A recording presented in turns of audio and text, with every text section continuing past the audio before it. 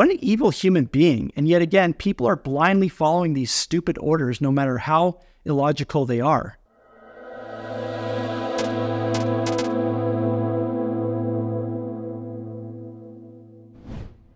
As I have now completed the Manga Bible series, I have come to appreciate some of the smaller details this series mentions that don't often get talked about enough. This has been a continuous theme that has made me grow to appreciate this series. But of all 6 volumes that I have reviewed, there was one volume in particular that really brought out so many thoughts and reactions that I want to share more of. That volume was Manga Messengers. Let's start with Jehu.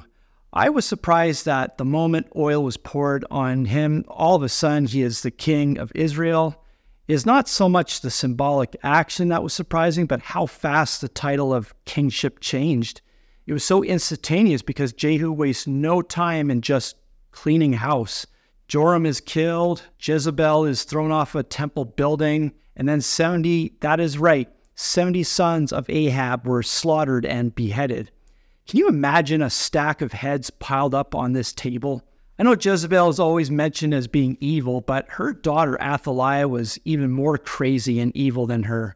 She was so power-hungry that she ordered every male in the royal family, even including her grandsons, to be killed. And people would just follow these orders and do it without even questioning it once. They probably knew if her logic is that crazy, she could be just as crazy to have them killed for questioning her. Because of all this insanity, the lineage of David was down to a single thread. But Jehosheba, the daughter of King Joram and sister of Ahaziah, went and hid the one last grandson of evil Athaliah, Joash. I know Ruth, Rahab, and Esther are often mentioned as brave, heroic women in the Bible, but if you want to talk about brave, heroic women in the Bible, why on earth is Jehosheba not mentioned enough? 2 great things happened because of her.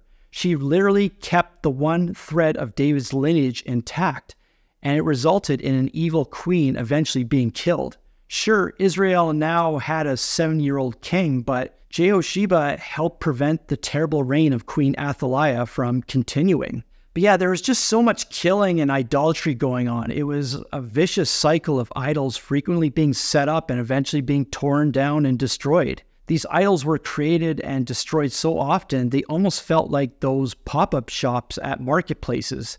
And Baal seemed to be the one idol that came back the most. And then to think that child sacrifices were being made to these false pieces of metal and wood that were considered some sort of god is just astronomically insane. Sure, you could criticize Abraham for attempting this, but at least God spoke to Abraham directly beforehand. These people were doing it blindly. How could you sleep at night knowing that you burned your baby child alive to a block of wood?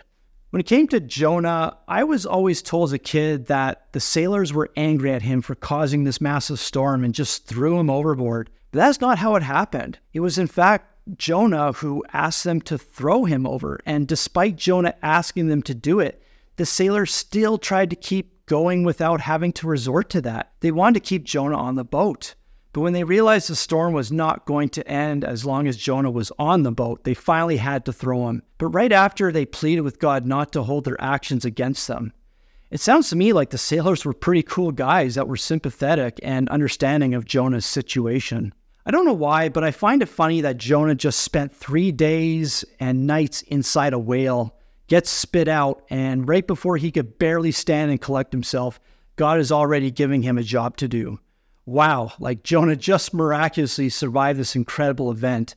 With astronomical odds against him, he somehow escaped from this great giant fish alive. He is covered in nasty stuff and smells awful, and yet God wastes no time giving him his next job. God was clearly frustrated with Jonah, that the fact that he ran away and was not having any sympathy for him. At least Jonah could have an epic story to share if they actually believe him. When I saw people use words such as dude or awesome, I believe the Manga Bible was probably just paraphrasing. But then I wondered if people actually said words like dude or awesome in their own language back then. Amos is another character not talked about much, but I loved how aggressively he was talking to people. No political correctness, he just told everyone right to their face. Hosea and Gomer feel like one of the most underrated love stories in the Bible. I've said in the past that the story of Ruth and Boaz is underrated, and even though I love the Ruth and Boaz love story, I think now the love story of Hosea and Gomer is even more underrated and underappreciated. Here we see Hosea knowing full well he is marrying a prostitute. Hosea and Gomer are truly the pinnacle example and personification of our relationship with God and how unconditional and unwavering His love is. We are that spouse that cheats and betrays God multiple times, and yet, just like Hosea, God pursues us and takes us back even when we betray Him. Then there's that time when the angel of the Lord just waltzed into the Assyrian army camp and killed 185,000 soldiers. Just imagine waking up to see that many dead bodies on the ground. Because of how fast-paced these manga volumes have to be, it can be humorous how fast someone can go from a king to a prisoner. Manasseh is all happy at the top of this page until he is captured and thrown into prison. One of the most valiant kings was Josiah. Here you have an 8-year-old that boldly says, "I am not going to be like my father Amon." As he got older, he destroyed all the idols and altars and Asherah poles. He cleansed and reformed Judah of all idol worship. He arranges to have Solomon's temple to be repaired and restored, but he was also not afraid to be on the front lines when they went to war against the Egyptians. He didn't just sit back and watch. He put himself right in the trenches. He got shot by an arrow and eventually died of his injury, but to me, that is what a true leader is. He went down as a noble king, never once broiled in controversy. Now on the flip side, Zedekiah appears to be the dumbest king. Jeremiah lays 2 crystal clear options out before him. One choice leads to death, one leads to life. He chose the path that leads to death.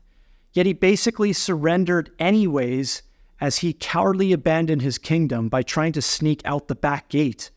Because of that foolish choice, he was forced to watch his own sons be slaughtered, was then blinded, and then taken to Babylon to be killed. Like this was the cost of not doing what God warned him not to do.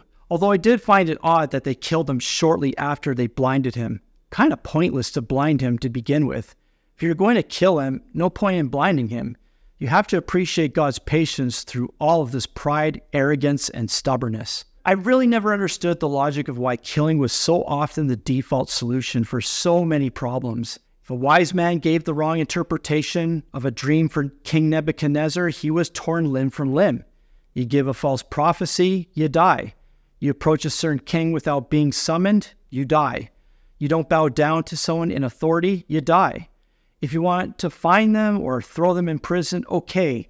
But to immediately kill a person over something that could be an innocent mistake is so extreme. I'm actually surprised that this volume is missing 2 incredible scenes from the book of Daniel, the fiery furnace and the lion's den. What a missed opportunity to provide some stunning visuals and important lessons about faith and trust.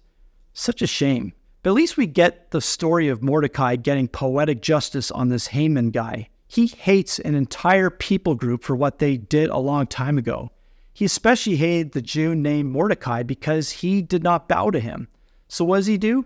He tricks the king to allow him to forge a sealed decree that orders the death of every Jewish man, woman, and child to be killed on a certain day. What an evil human being. And yet again, people are blindly following these stupid orders no matter how illogical they are. Esther goes on to ruin Haman's plans, which frustrates Haman even more. So what solution does Haman's wife suggest? To just build a 70-foot pole and impale him the next day. Again, the logic is crazy. I mean, what was wrong with just throwing people into jail? Why was killing such a first resort and a default reaction to solving so many things? Why did people make such a large leap from being offended to having to kill a person? I could keep going on and on about my thoughts with this volume. I think why I share these thoughts is to show how visual representations of the Bible, such as manga, can inspire people to dig deeper into Scripture. The Manga Bible Series has been a testament to helping readers not only learn about the Bible, but encourages them to find answers towards the kind of thoughts and questions I just shared. This was just one volume I talked about. Imagine what the other ones can do. But this one really had me thinking and reacting more than any of the other ones. Incredible series. Definitely check it out.